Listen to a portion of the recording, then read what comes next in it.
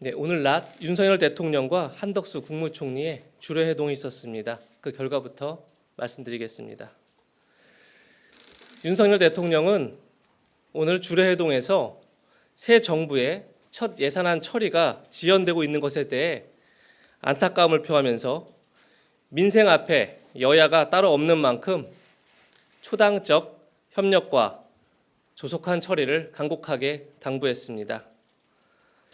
또 윤 대통령은 12월 임시국회에서 국정과제 및 주요 민생 현안 법안들이 최대한 처리될 수 있도록 각 부처에서는 마지막까지 여야 의원들에게 법 취지 등을 최대한 설명하고 이해를 구하라고 지시했으며, 특히 법인세법 개정안과 한국전력공사법 개정안 처리의 중요성을 강조했습니다.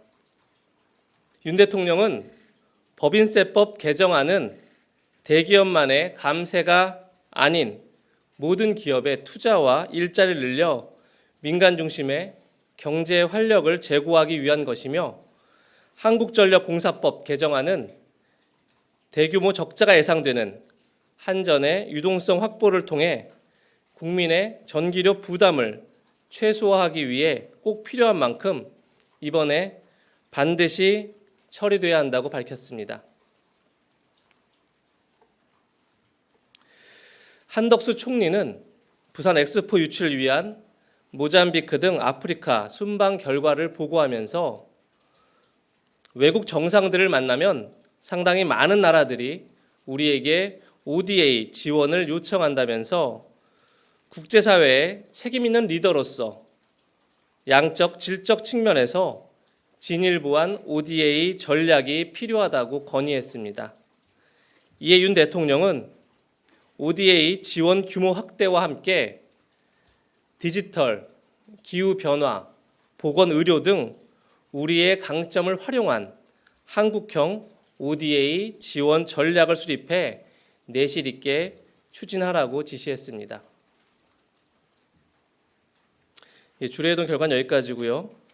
조금 전 말씀드린 법인세율 인하 관련해서 대통령실 입장을 조금 더 밝혀드리겠습니다.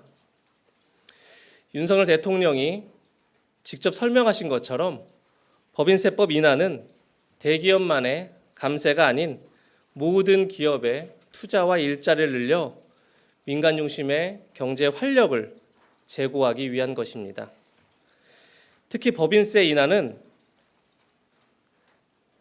특정 기업의 그 혜택이 귀속되는 게 아니라 다수의 소액 주주와 근로자, 협력업체 등 국민 대다수에게 그 혜택이 돌아갑니다. 중소기업을 비롯한 기업들의 법인세 부담을 덜어주면 투자와 고용이 늘고 근로자 임금이 상승하고 주주 배당이 확대돼 경제 전체가 선순환할 수 있습니다. 현재 지방세를 포함한 법인세율의 OECD 평균은 23.2%입니다. 반면 한국은 27.5%입니다. 이에 반해 주변국을 살펴보면 홍콩이 16.5%, 싱가포르가 17.0%, 대만이 20.0%로 우리나라보다 낮습니다. 글로벌 경제 둔화 상황에서 위기를 극복하려면 해외 기업이나 투자를 유치해야 합니다. 하지만 지금과 같이 주변 국가 비교에 조세 경쟁력이 떨어지면 투자 유치 경쟁력도 당연히 떨어질 수밖에 없습니다.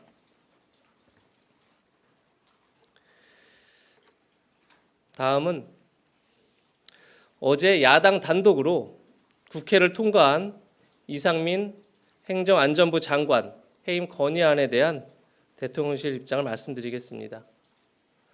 오늘 오전 국회에서 정부로 국무위원 행정안전부 장관 이상민 해임 건의문이 통지된 것으로 알고 있습니다.